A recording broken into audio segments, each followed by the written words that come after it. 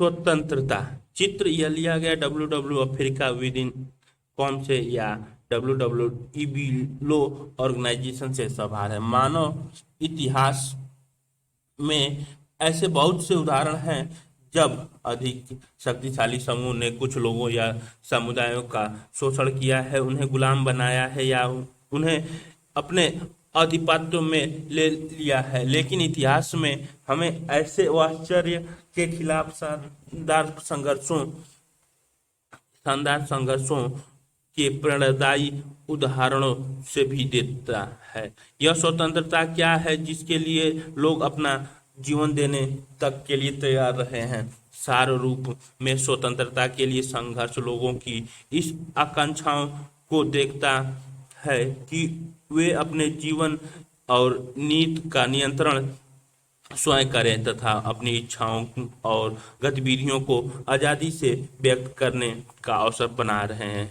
न केवल व्यक्ति वरना समाज भी अपनी स्वतंत्रता का महत्व देते हैं और चाहते हैं कि उनकी संस्कृति और भविष्य की रक्षा हो सके। लोगों के विविध हितों और आकांक्षाओं को देखते हुए किसी भी सामाजिक जीवन को कुछ नियमों और कानूनों की जरूरत होती है। हो सकता है कि इन नियमों के लिए जरूरी हो कि व्यक्ति की स्वतंत्रता की कुछ सीमाएं तय की जाए, लेकिन यह माना जाता है कि ये सीमाएं हमें असुरक्षा से मुक्त करती है और ऐसी स्थितियां प्रदान करती है जिनमें हम अपना विकास कर सके। राजनीतिक सिद्धांत में स्वतंत्रता के बारे में अधिकतर चर्चाएं ऐसे नियमों को विकसित करने पर केंद्रित रही हैं जो सामाजिक रूप से आवश्यक सीमाओं और बाकी प्रतिबंधों के बीच अंतर स्पष्ट करती है। इस पर वाद विवाद रहा है और स्वतंत्रता की क्या सीमाएं होनी चाहिए जिसके फलस्वरूप किसी समाज की आर्थिक और सामाजिक संरचनाएं प्रभावित होती हैं। इस अध्याय में हम कुछ ऐसे ही चर्चाओं पर भी नजर डालेंगे। इस अध्याय के अध्ययन के बाद आप व्यक्ति या समाज दोनों के लिए स्वतंत्रता के महत्व को समझेंगे, स्वतंत्रता के सकारात्मक और नकारात्मक आयामों में अंतर की व्याख्या करने में समर्थ होंगे, यह समझ पाएंगे कि हानि सिद्धांत का क्या मतलब है। स्वतंत्रता का आदर्श। इस सवाल का जवाब देने से पहले हम एक क्षण के लिए रुके और कुछ विचार करें। 20वीं शताब्दी के एक महानतम व्यक्ति नेल्सन मंडेला की आत्मकथा का शीर्षक लॉन्ग वॉक टू फ्रीडम, स्वतंत्रता के लिए लंबी यात्रा है। इस पुस्तक में उन्होंने दक्षिण अफ्रीका के रंगभेदी शासन के खिलाफ अपने व्यक्तिगत संघर्ष, गोरे लोगों के शासन की अलगाववादी नीतियों के खिलाफ लोगों के प्रतिरोध और दक्षिण अफ्रीका के काले लोगों द्वारा झेले गए अपमान, कठिनाइयों और पुलिस अत्याचार के बारे में बातें की है। इन अलगवादी नीतियों में एक शहर में घेराबंदी की जाने और देश में मुक्त आवागमन पर रोक लगाने से लेकर विवाह करने में मुक्त चयन तक पर प्रतिबंध लगाना शामिल है। सामूहिक रूप से इन सभी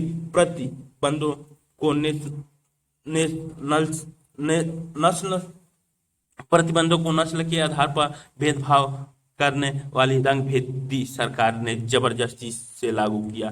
मंडेला और उसके साथियों के लिए इन्हीं अन्यायपूर्ण प्रतिबंधों और स्वतंत्रता के रास्ते की बाधाओं को दूर करने का संघर्ष लॉन्ग वॉक टू फ्रीडम, स्वतंत्रता के लिए लंबी यात्रा था। विशेष बात यह कि मंडेला का संघर्ष केवल काले या अन्य लोगों के लिए ही नहीं वरना श्वेत लोगों के लिए भी था। इसी स्वतंत्रता के लिए मंडेला ने अपने जीवन के 28 वर्ष जेल की कोठरी में अंधेरे में बिताए। कल्पना कीजिए कि अपने यौवन को किस आदर्श के लिए हम होम कर देना।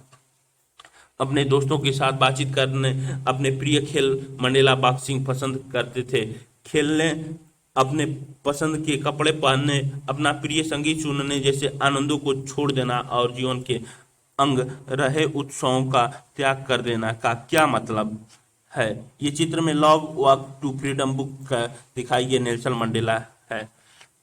कल्पना कीजिए कि आपने यह सब छोड़ दिया है क्योंकि आप अपने लोगों की आज़ादी के लिए अभियान चला रहे हैं। आपने एक काकी कोठरी में बंद रहना चुना है और आपको यह भी नहीं पता है कि आपको जेल से कब छोड़ा जाएगा। स्वतंत्रता के लिए मंडेला ने व्यक्तिगत रूप से बहुत ही भारी कीमत चुकाई। स्वतंत्रता के लिए संघर्ष से जुड़े एक और मामला देखते हैं आगे।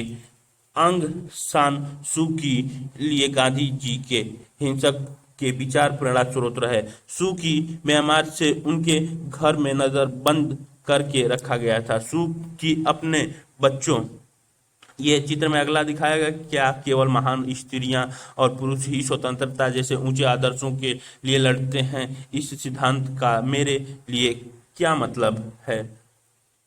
बच्चों से अलग, यहाँ तक कि जब उनके पति कैंसर के कारण मौत से जूझ रहे थे तब भी सू को उनसे मिलने नहीं दिया गया। सैनिक शासकों का डर था कि यदि वो अपने पति से मिलने इंग्लैंड गई तो उसे वापिस म्यांमार लाना संभव नहीं होगा।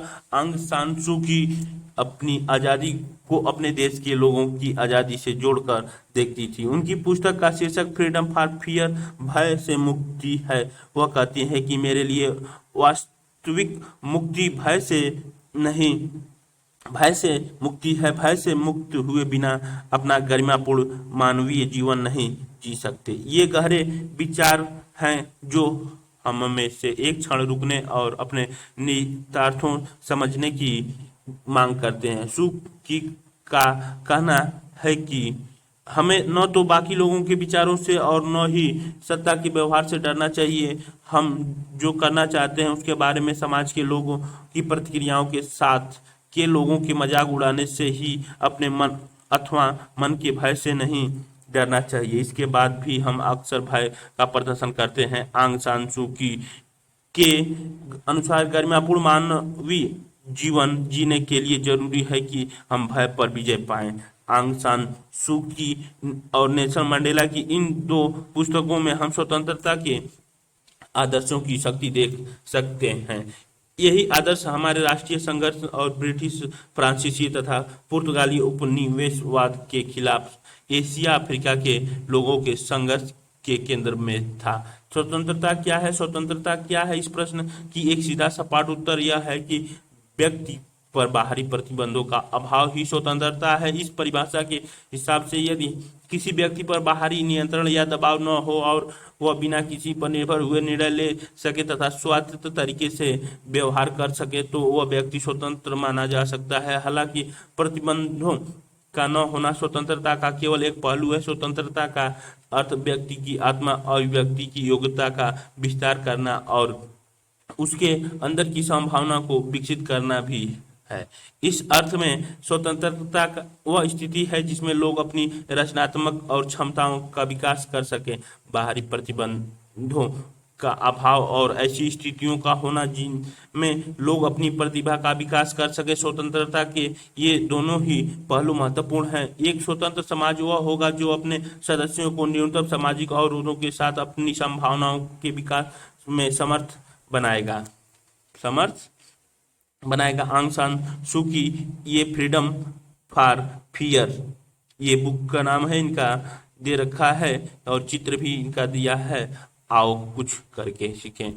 क्या आप अपने गांव, शहर या जनपद में ऐसे व्यक्ति के बारे में याद कर सकते हैं जिनसे अपनी और औरों की स्वतंत्रता के लिए संघर्ष किया है? उस व्यक्ति के बारे में एक छोटा सा लेख लिखिए। इस लेख में यह भी लिखिए कि उस व्यक्ति ने स्वतंत्रता के लिए किस खास पहलू की रक्षा के लिए संघर्ष किया। स्वराज।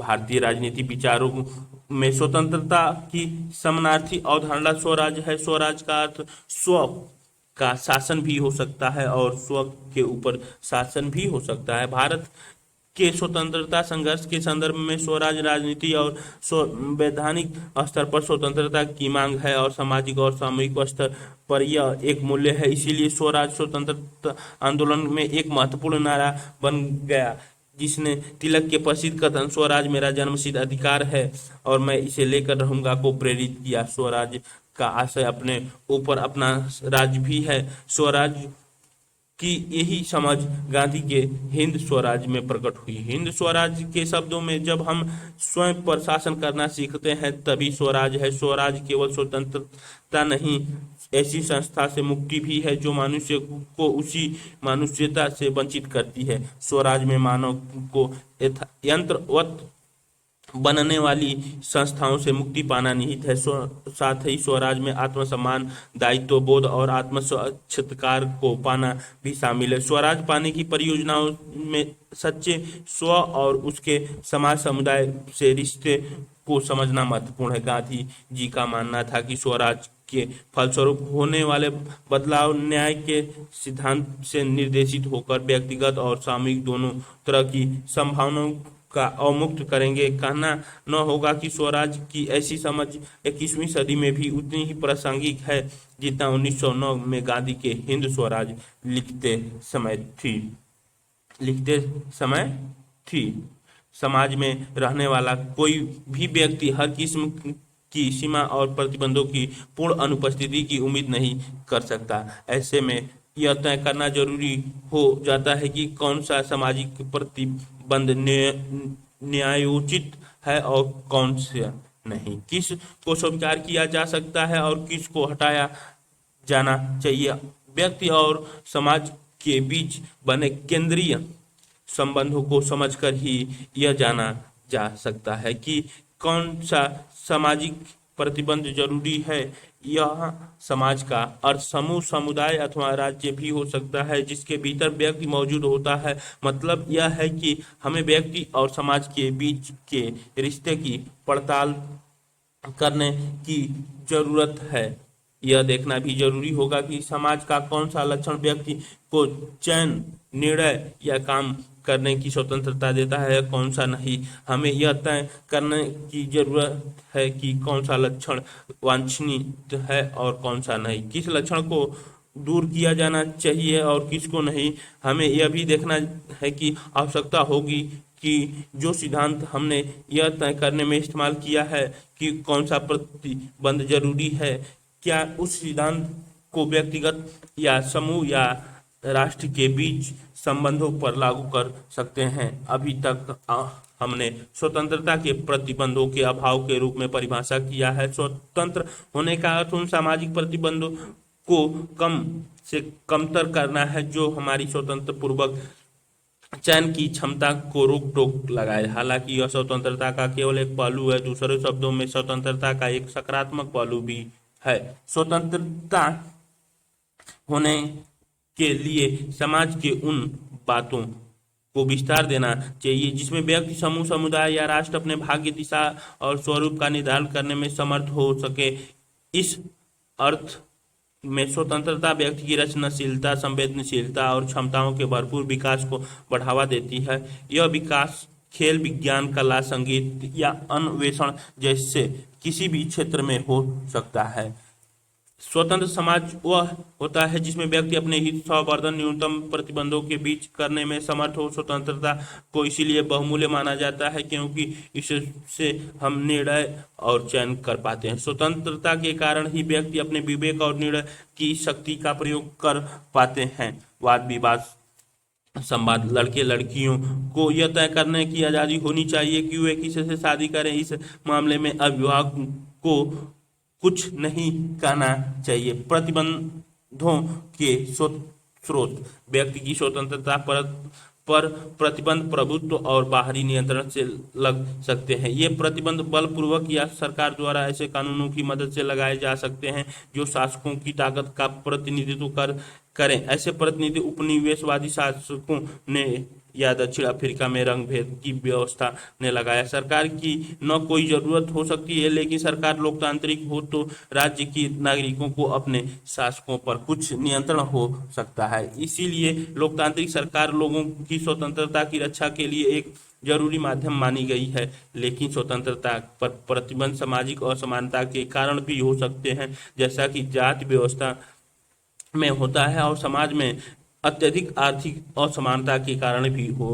स्वतंत्रता पर अंकुश लगा लग सकते हैं। सुभाष चंद्र बोस का कथन ऐसे ही प्रतिबंधों को दूर करने की जरूरत की ओर ध्यान दिलाता है। हमें प्रतिबंधों की आवश्यकता क्यों है? हम ऐसी दुनिया में नहीं रह सकते जिसमें कोई प्रतिबंध न हो। हमें कुछ प्रतिबंधों की तो जरूरत है, अन्यथा समाज अव्यवस्था की गर्त में पहुंच जाएगा। लोगों के बीच मत मांतर हो सकते हैं, उनकी महत्वाकांक्षाओं में टकराव हो सकता है, वे सीमित साधनों के लिए प्रतिस्पर्धा हो सकते हैं। समाज में असीमित उभरने के अनेक कारण हो सकते हैं और कुछ तो खुले संघर्ष के रूप में भी व्यक्त हो सकते हैं। हम चारों ओर छोटे बड़े कारणों पर लड़ने के लिए तैयार लोगों को देखते हैं। सड़क पर गाड़ी चलाते समय क्रोध, पार्किंग में जगह के लिए झगड़ा, जमीन या मकान के लिए लड़ाई, किसी खास फिल्म स्वतंत्रता के बारे में नेताजी सुभाष चंद्र बोस के विचार। यदि हम विचारों में क्रांति लाना चाहते हैं तो सबसे पहले हमारे सामने एक ऐसे आदर्श होना चाहिए जो हमारे पूरे जीवन को एक उमंग भर दे। यह आदर्श स्वतंत्रता का है, लेकिन स्वतंत्रता का एक ऐसा शब्द है जिसे बहुत सारे अर्थ हैं। हमारे देश में भी स्वतंत्रता की अवधारणा विकास की एक प्रक्रिया से गुजरी है। स्वतंत्रता से मेरा आशय ऐसी सार्वजनिक स्वतंत्रता है जो व्यक्ति और समाज को की हो, अमीर और गरीब की हो, स्त्री और पुरुष की हो और सभी लोगों को और सभी वर्गों की हो। इस स्वतंत्रता का मतलब न केवल राजनीतिक गुलामी से मुक्ति होगा, बल्कि संपत्ति का समान बंटवारा, जातिगत अवरोधों और सामाजिक असमानताओं का अंत तथा सांप्रदायिक और धार्मिक असहिष्णुता का सर्वनाश भी हो। यह आदर्श व्यवहार कुशल स्त्री पुरुषों को स्वप्न सरीखा लगा सकता है, लेकिन केवल यही आदर्श आत्मा की भूख मिटा सकता है।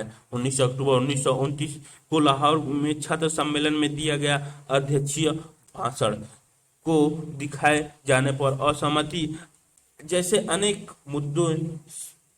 मुद्दे संघर्ष, हिंसा, कई बार जन हानि तक ले जाते हैं। इसलिए हर समाज को हिंसा पर नियंत्रण और विवाद के निपटारों के लिए कोई न कोई तरीका अपनाना जरूरी होता है। जब तक हम एक दूसरे के विचारों का सम्मान करें और दूसरों पर अपने विचार थोपने का प्रयास न करें, तब तक हम आज़ादी के साथ और न्यूनतम प्रतिबंधों के साथ रहने में सक्षम रहेंगे।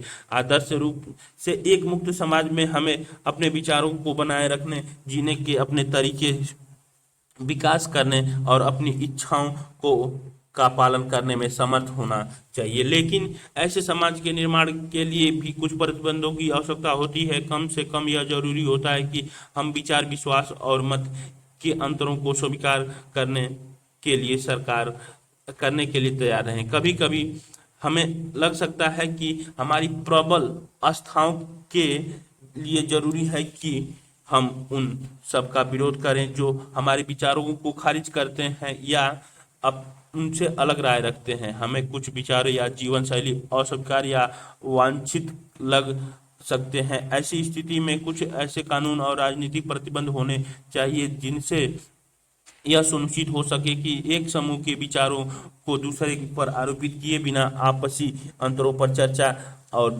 वाद विवाद हो सके। बदतर स्थिति में हम किसी के विचारों से एक रूप हो जाने के लिए बाध्य किया जा सकता है। ऐसी स्थिति में हमें अपनी स्वतंत्रता को बचाने के लिए कानून के संरक्षण की और भी ज्यादा जरूरत होती है। हालांकि महत्वपूर्ण सवाल यह पहचानना है कि स्वतंत्रता पर कौन सा प्रतिबंध आवश्यक है और औचित्यपूर्ण है और कौन सा नहीं। कौन सी सत्ता औचित्यपूर्वक यह कह सकती है कि क्या किया जा सकता है और क्या नहीं, और क्या हमारे जीवन के कुछ क्षेत्र और कार्य हैं ऐसे हैं जिन्हें सभी बाहरी प्रतिबंधों से मुक्त छोड़ दिया जाना चाहिए। उदारवाद। जब हम कहते हैं कि उसके माता पिता बड़े उदार हैं, तब हम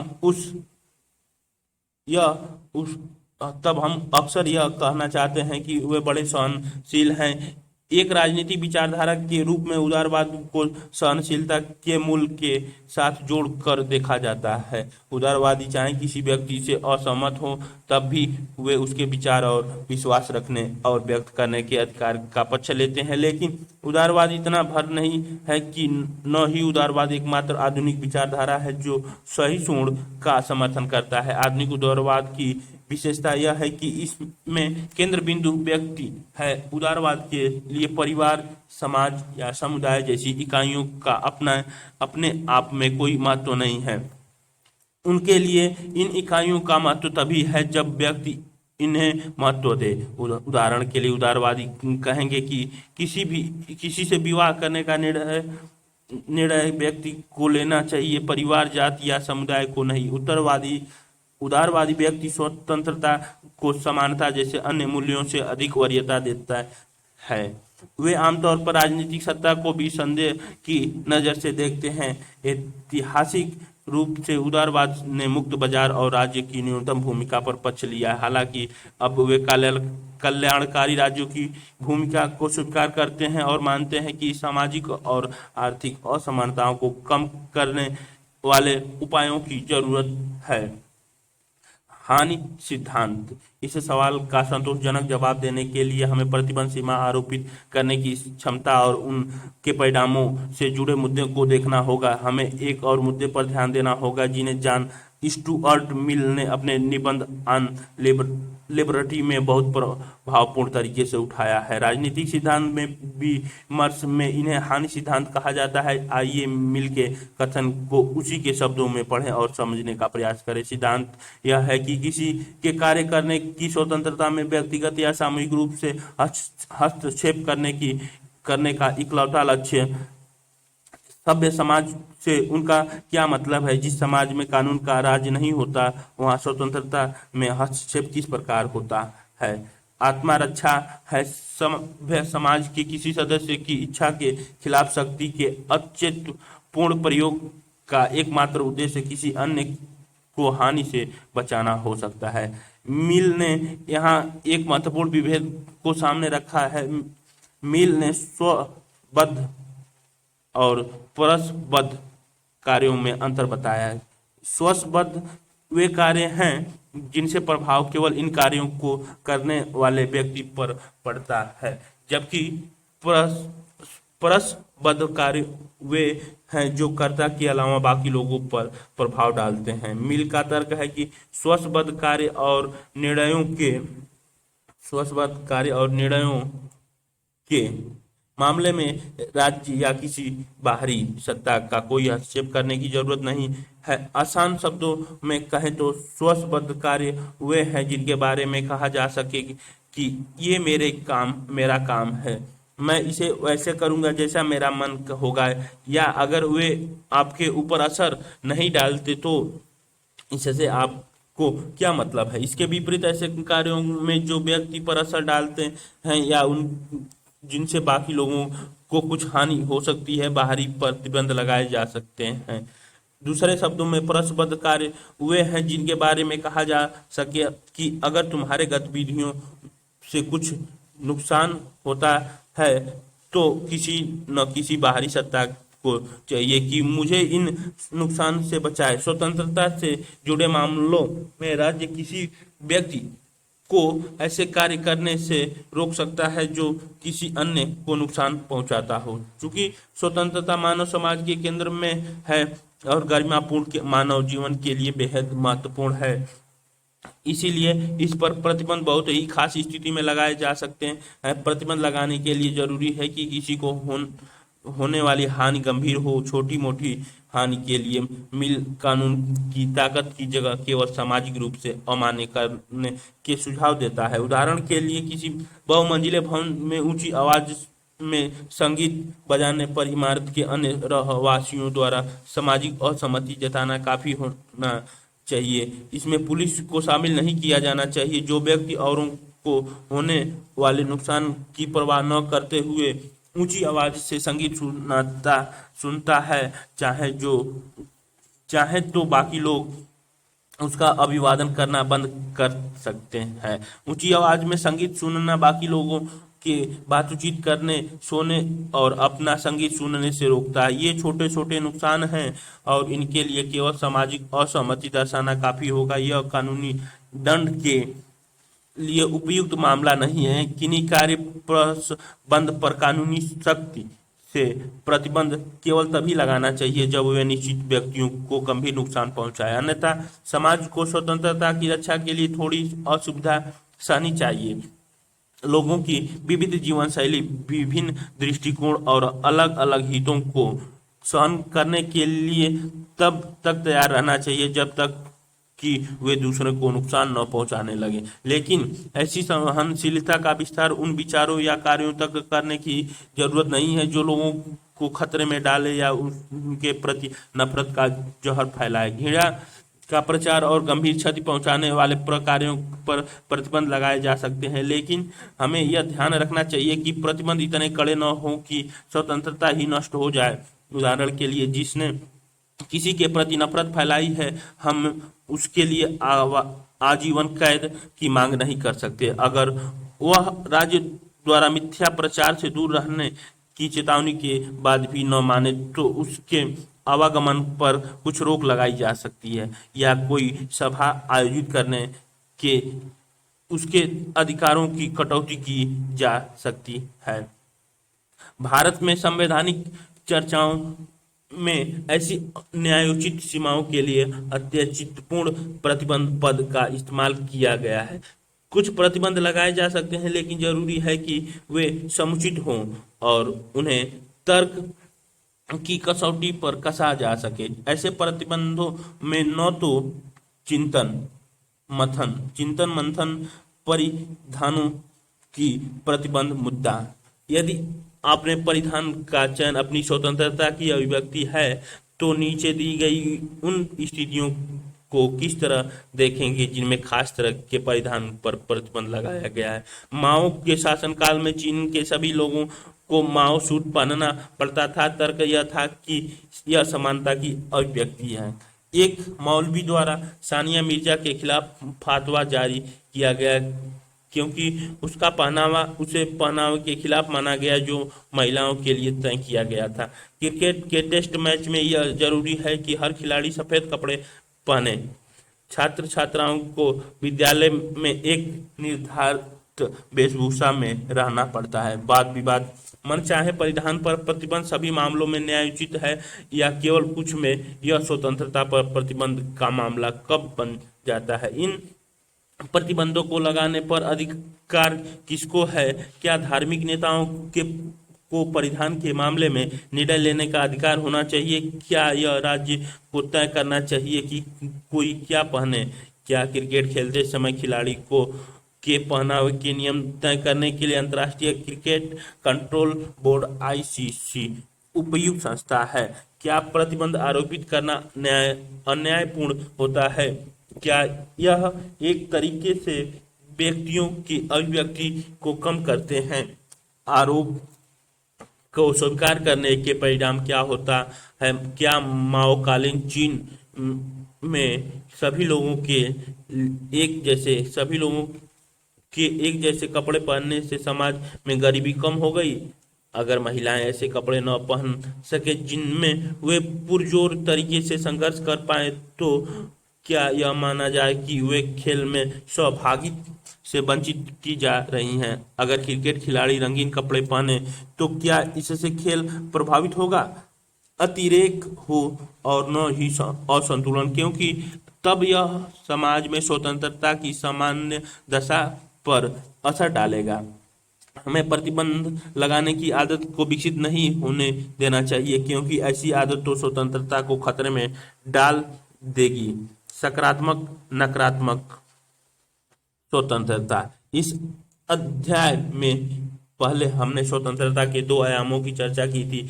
बाहरी प्रतिबंधों के अभाव के रूप में स्वतंत्रता और स्वयं को अभिव्यक्त करने के अवसर के विस्तार के रूप में स्वतंत्रता। राजनीतिक सिद्धांत में इन्हें नकारात्मक और सकारात्मक स्वतंत्रता कहते हैं। नकारात्मक स्वतंत्रता उस क्षेत्र को पहचानने और बचाने की प्रयास करती है जिसे व्यक्ति और अनुल्लंघनीय हो, जिसमें वह जो होना, बनना या करना चाहे हो सके, बन सके और कर सके।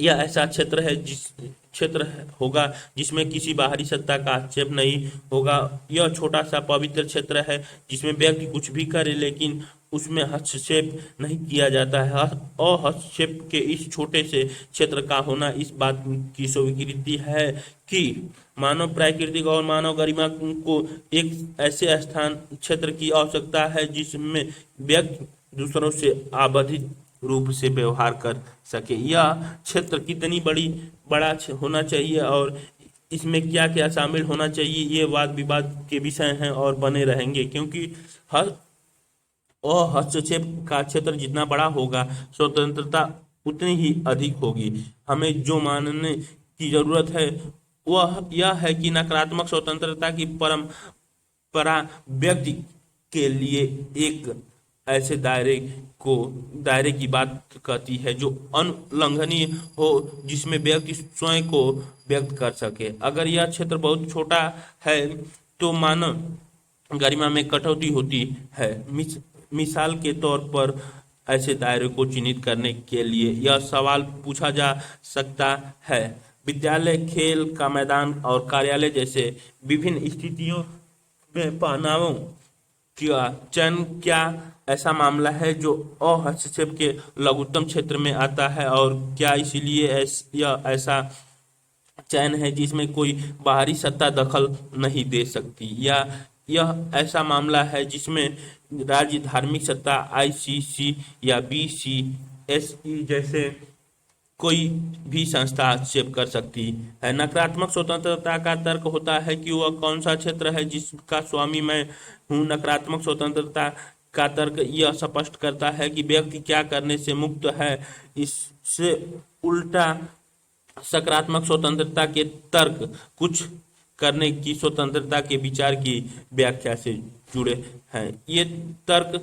इस सवाल के जवाब में आते हैं कि मुझे पर शासन कौन करता है। इस प्रश्न का आदर्श उत्तर होता है, मैं स्वयं पर शासन करता हूँ। सकारात्मक स्वतंत्रता के विमर्श की एक लंबी परंपरा है जिसमें Rousseau, Hegel, Marx, Gandhi, Aurobindo और इन विचारकों से प्रेरणा लेने वालों को देखा जा सकता है। इस परंपरा का सरोकार व्यक्ति और समाज के संबंधों की प्रकृति और स्थिति से है। यह परंपरा इन संबंधों को इस तरह सुधारना चाहती है कि किसी व्यक्ति के व्यक्तित्व के विकास में कम से कम अवरोध रहे। व्यक्ति एक पुष्प की तरह है, जब मिट्टी उपजाऊ हो, सूरज की रोशनी हो, पर्याप्त पानी हो या नियमित देखभाल हो, तभी वह खिल पाता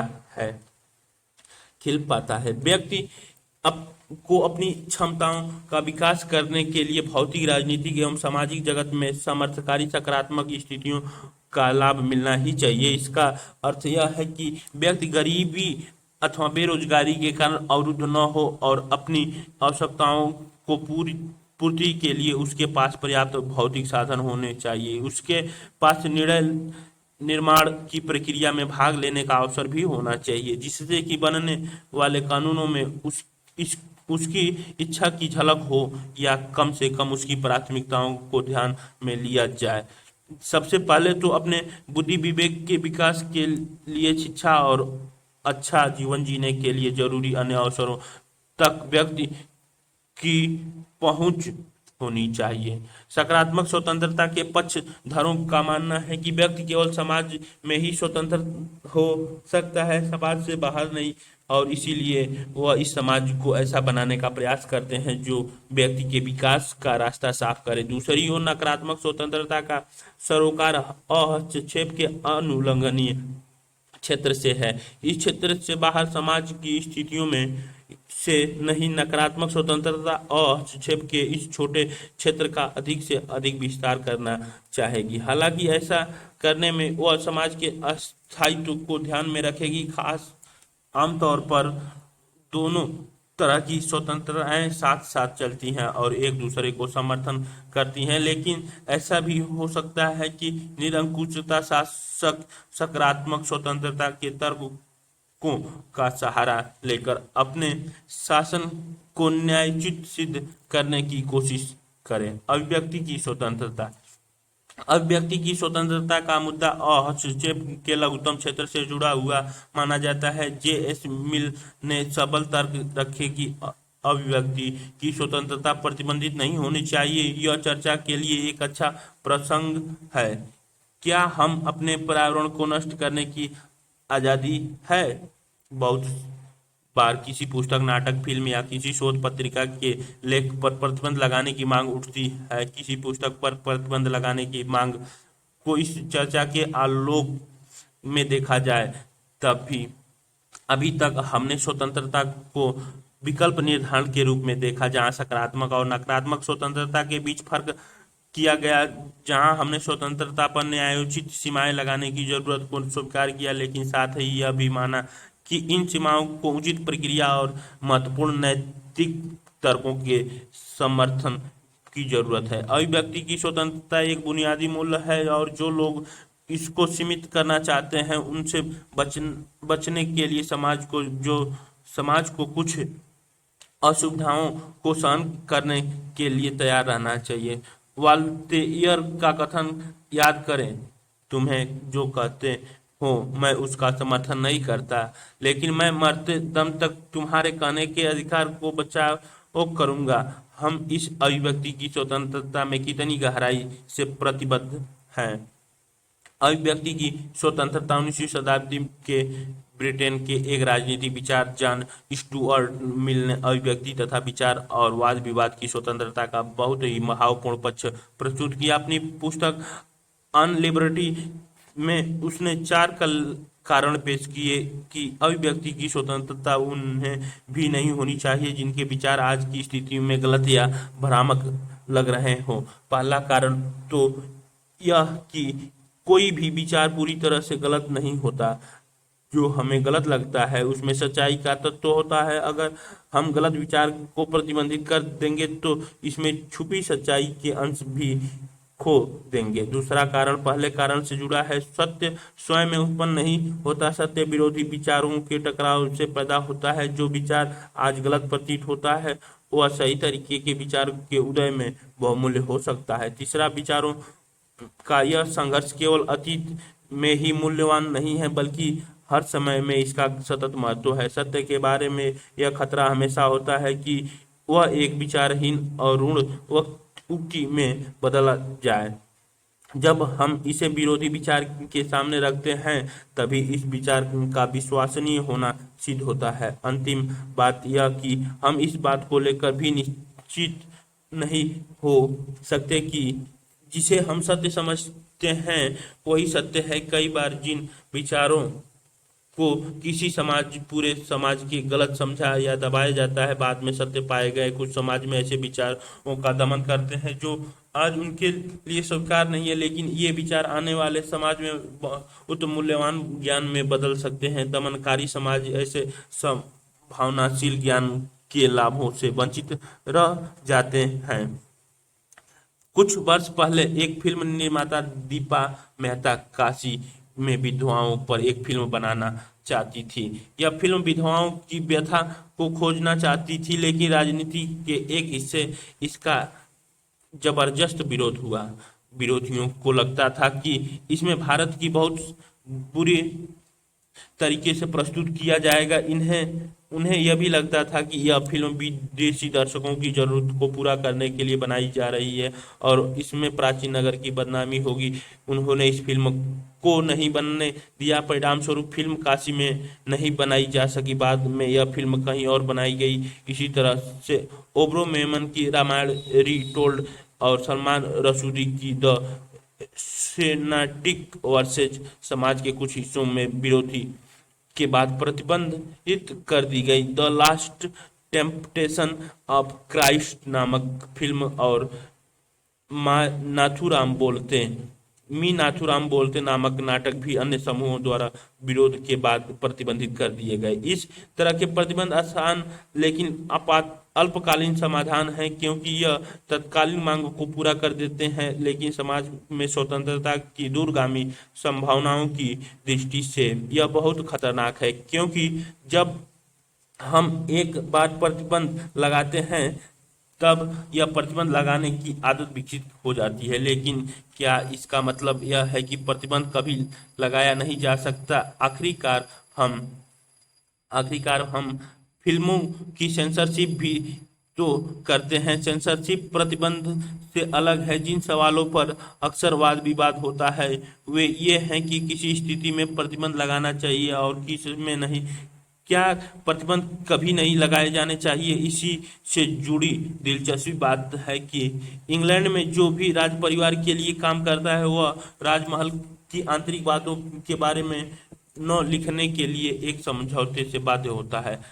अगर ऐसा कोई व्यक्ति राजमहल की नौकरी छोड़ने के बाद महल की राजनीति के बारे में कोई साक्षात्कार देना चाहे, लेख या पुस्तक लिखना चाहे, तो वह ऐसा नहीं कर सकता। क्या यह व्यक्ति की स्वतंत्रता पर अन्यायपूर्ण प्रतिबंध है? अलग अलग तरह की सीमाएं वजूद में हैं और वे हम अपनी विभिन्न स्थितियों में लागू होते हैं।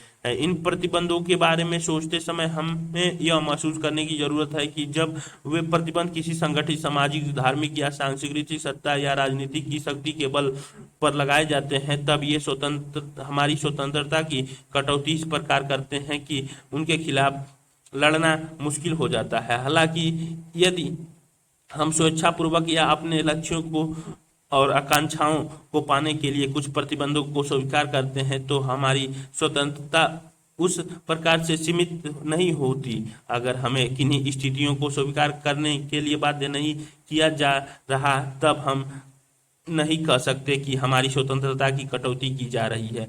हमने यह कहते हुए शुरुआत की है कि स्वतंत्रता बाहरी प्रतिबंधों का अभाव है। अब हम यह महसूस कर चुके हैं कि स्वतंत्रता हमारे विकल्प चुनने के सामर्थ्य और क्षमताओं में छुपी होती है, और जब हम विकल्प चुनते हैं तो हमें अपने कार्यों और उसके परिणामों की जिम्मेदारी भी स्वीकार करनी होगी। इसीलिए स्वतंत्रता के अधिकार पक्षधर लोग मानते हैं कि बच्चों के माता पिता की देखभाल में रखा जाना चाहिए, सही निर्णय लेने, उपलब्ध विकल्पों को विवेकपूर्ण जांचने और अपने कार्यों की जिम्मेदारी अपने कंधों पर लेने की अपनी क्षमताओं का जितना विकास शिक्षा और निर्णय निर्माण के परिष्कृत से होता है, उतनी ही जरूरत इसको राज्य और समाज की सत्ता को सीमित करके पालने पोषने की